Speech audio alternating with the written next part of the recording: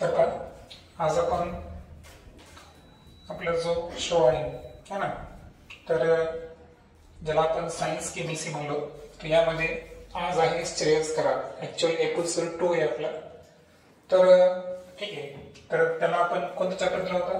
Chapter number 2. Okay. So second chapter जो प्लांटशी निगडीत आहे, तर त्यावर आधारित काही एमसीक्यूज आपल्याकडे आहेत. तर त्याचा फर्स्ट क्वेश्चन आहे, the part that grows from inside the seed towards soil is called. म्हणजे वनस्पती, तुम्हाला माहिती आहे बियांपासून त्याचं काय होतं, फॉर्मेशन होतं है ना. तर सीड्स जे आहेत, तर त्यापासून कोणत्याही प्लांटची निर्मिती होताना सुरुवातीला त्यापासून 2 पार्ट्स तयार होत असतात. तर इथे असा पार्ट विचारलेला आहे की जो पार्ट सीडचा सॉइलच्या दिशेने ज्याची ग्रोथ होईल. तर ऑप्शन आहे ए प्लिम्यूल, बी रॅडिकल, सी स्टॉक आणि डी पेडिसेल. काय असेल सर? तर आन्सर आहे रॅडिकल. बरोबर आहे, कारण रॅडिकल जे आहे हे सॉइलच्या दिशेने त्यांची ग्रोथ होते, ज्याच्यापासून रूटचं फॉर्मेशन होतं. आणि प्लिम्यूल जे आहे हे अबोव द ग्राउंड, ज्यापासून वनस्पतीचे अदर पार्ट्सचं फॉर्मेशन होतं. So D radical is the right answer. Stock आणि पेडिसेल हे फ्लावरशी निगडीत भाग आहे. त्यानंतर सेकंड जो क्वेश्चन आहे तो आहे, the part of the plant growing below the soil for support. म्हणजे जमिनीखाली वाढणारा आणि वनस्पतीला आधार देणारा वनस्पतीचा भाग कोणता आहे? A stem, B root, C flower, D leaf. Root. तर मुळं जे आहेत हे प्लांट्सला काय देतात?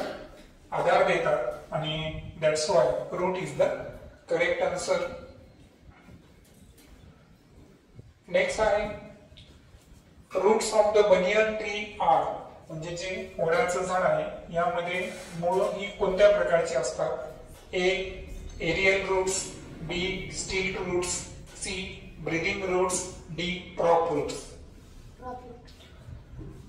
तर आन्सर बरोबर आहे. ओढ्याला ज्या पारंब्या असतात त्यांनाच आपण काय म्हणतो? Prop roots. चौथा क्वेश्चन आहे, न्यूमॅटोफोर्स आर. आता न्यूमॅटोफोर्स काय आहे? Aerial roots, B stilt roots, C breathing roots आणि डी प्रॉप रूट्स. काय असेल? तर आन्सर दिला स्टील रूट्स. तर हे आन्सर चुकीचं आहे. तर एक क्वेश्चन आपण देणार आहोत, परंतु त्याचं जे राईट आन्सर आहे तर ते आहे ब्रीदिंग रूट्स. तर ब्रीदिंग रूट्सला जे दुसरं नाव आहे ते काय असतं? न्यूमॅटोफोर्स असतं. ठीक आहे, आपण एक क्वेश्चन एक्स्ट्रा विचारू त्याला, कारण एक लाईफ लाईन त्याच्याकडे आहे आणि दुसरी एक लाईफ लाईन आहे की चालू मध्ये ती तुमच्यापैकी कोणत्याही एका स्टुडंटची मदत घेऊ शकतो. ठीक आहे. तर पाचवा प्रश्न आहे की 2 types of roots found in. म्हणजे एक प्रकारचे नाही तर 2 प्रकारचे रूट्स हे कोणत्या प्लांट्स मध्ये आपल्याला दिसून येतील? ऑप्शन आहे A maize, B sugarcane, C onion, D both A and B. बरोबर आन्सर आहे, कारण मेज आणि शुगर केन या दोन्ही मध्ये आपल्याला 2 टाइपचे रूट्स हे दिसून येतात. त्यानंतर 6वा प्रश्न आहे, thread like or fibre like roots arising from the stem are called as. म्हणजे जे वनस्पतीचं खोड आहे त्यापासून अराईज होणारे जे दोऱ्यासारखे किंवा फायबर सारखे जे रूट्स असतात त्यांना काय म्हणायचं? A tap roots, B fibrous roots, C prop roots, D both A and B. तर डेफिनेटली फायबर सारखे असल्यामुळे फायब्रियस रूट्स हे डेफिनेटली राईट आन्सर आहे, जे की आपल्याला ओनियन मध्ये दिसून येतील. त्यानंतर 7वा प्रश्न आहे, which is the male reproductive part of the flower. Flower जो मेन रिप्रोड्युसिंग ऑर्गन असतो है ना, सेक्शुअल रिप्रोड्युसिंग ऑर्गन म्हणलो आपण त्याला. तर अँजिओस्पर्मची जी आयडेंटिटी आहे तर त्यामधला मेन रिप्रोडक्टिव्ह पार्ट कोणता आहे? ए कॅलिक्स, बी कोरोला, सी अँड्रोसियम, डी जायनोसियम. तर बरोबर आहे. पहा अँड्रोसियम ज्याचा इंडिव्हिज्युअल पार्ट काय असतो स्टेमन, आणि स्टेमनला काय असतात अँथर आणि फिलामेंट्स, आणि याच अँथर मध्ये कशाचं फॉर्मेशन होतं पोलन ग्रेनचं फॉर्मेशन होतं. आणि हे पोलन ग्रेन जे आहे तर यांचं जेव्हा पॉलिनेशन होतं, पॉलिनेशनच्या नंतर जर्मिनेशन होतं, जर्मिनेशनच्या नंतर डबल फर्टिलायझेशन होतं, त्यापासून नवीन वनस्पती तयार होतात. आणि दॅट्स वाय अँड्रोसियम जे आहे हे करेक्ट आन्सर आहे, जे की मेल रिप्रोडक्टिव्ह पार्ट आहे. आणि त्याचा इंडिव्हिज्युअल मेंबर तुम्ही लक्षात ठेवायचा. तो इंडिव्हिज्युअल मेंबर कोण आहे? It is a stamens. त्यानंतर नेक्स्ट क्वेश्चन आहे which is the female reproductive part of the flower. म्हणजे फ्लॉवरचा फिमेल रिप्रोडक्टिव्ह पार्ट कोणता आहे? ऑप्शन तेच आहे ए कॅलिक्स, बी कोरोला, सी अँड्रोसियम, डी गायनोसियम. तर पहा गायनोसियम ज्याचा इंडिव्हिज्युअल मेंबर कोण असतो कार्पेल है ना.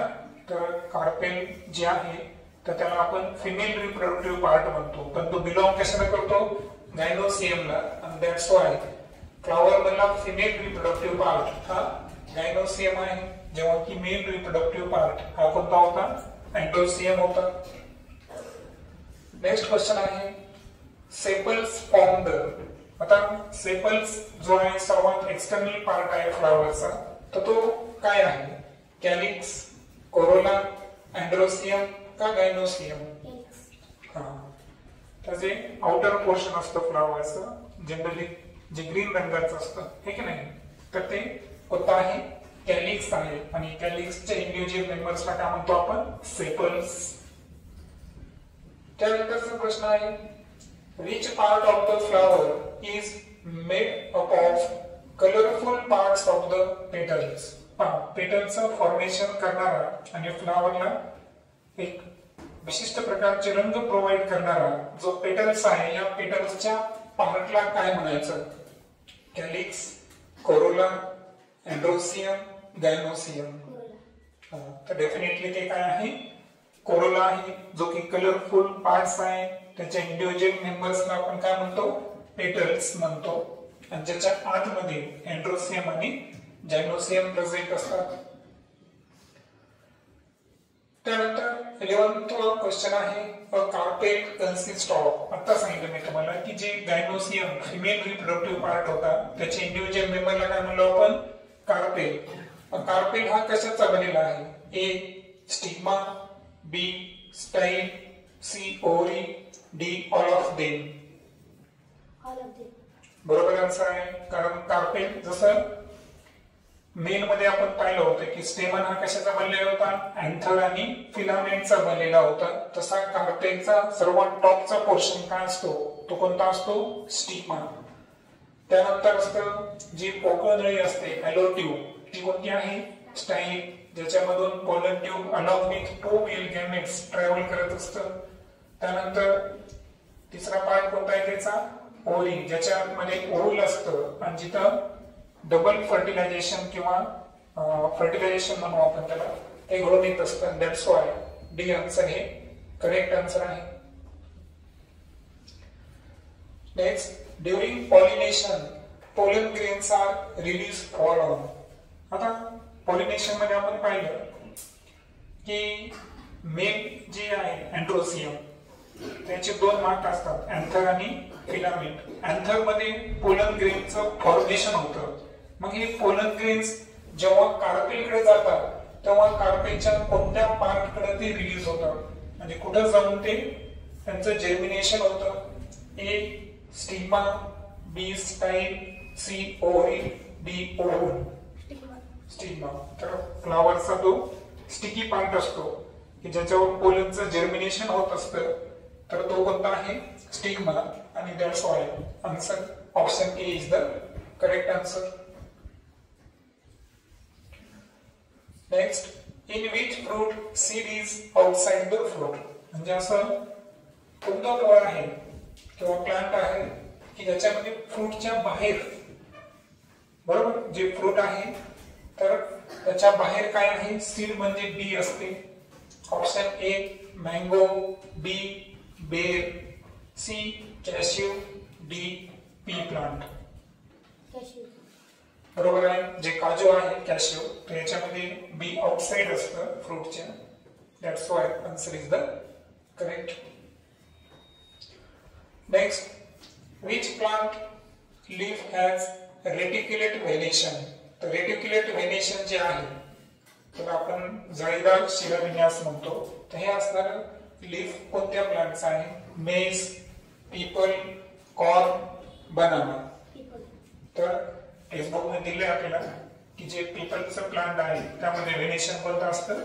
रेटिक्युलेट व्हेनेशन असतं. नेक्स्ट आहे which plant leaf has parallel venation. तर आता समांतर शिराविन्यास कोणत्या पानामध्ये असतं? त्या वनस्पतींचं नाव सांगायचं.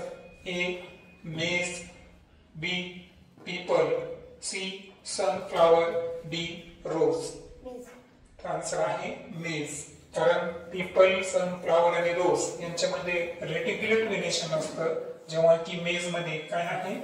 Parallel venation. याच्या उलट या अगोदरचा जो प्रश्न होता तर रेटिक्युलेट व्हेनेशन कोणामध्ये आहे? पीपल. आणि मेज, कॉर्न आणि बनाना या सर्वांमध्ये कोणतं व्हेनेशन असतं? Parallel venation. ओके. त्यानंतर एक फिगर दाखवलेली आहे. Which is the type of leaves in the figure. Option A आहे alternate, B decussate, C opposite, D whorl. तो option B decussate it is the correct answer. Next आहे which is the type of leaf margin in figure. Figure मध्ये जी leaf margin आहे ही कोणत्या टाइपची आहे? A entire, B dentate, C lobe, D none. Answer बरोबर आहे की दंतेरी म्हणजे डेंटेड टाइपची लीफ मार्जिन आपल्याला या लीफ मध्ये दिसून येईल. Then type of root plant showing in the figure. आता फिगर मध्ये ऑनियन दाखवलेला आहे तर याच्यामध्ये कोणत्या टाइपचं रूट आहे? A tap root, B prop, C stilt roots, D fibrous roots. तर फिगर मध्ये जर आपण केअरफुली पाहिलं तर बरेचसे फायबर किंवा थ्रेड लाईन्स दिसतील तुम्हाला रूट्स. दॅट्स वाय ते कोणत्या टाइपला बिलॉंग करतात? फेलियस टाइपला बिलॉंग करतात. त्यानंतर the tip of the leaf is called as. म्हणजे लीफचं जे टीप असतं त्याला आपण काय म्हणायचं? A petiole, B stipules, C leaf base, D leaf apex.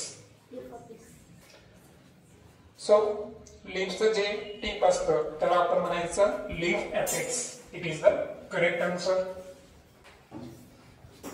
त्यानंतर लास्ट क्वेश्चन आहे leaves of some plants have a stalk called.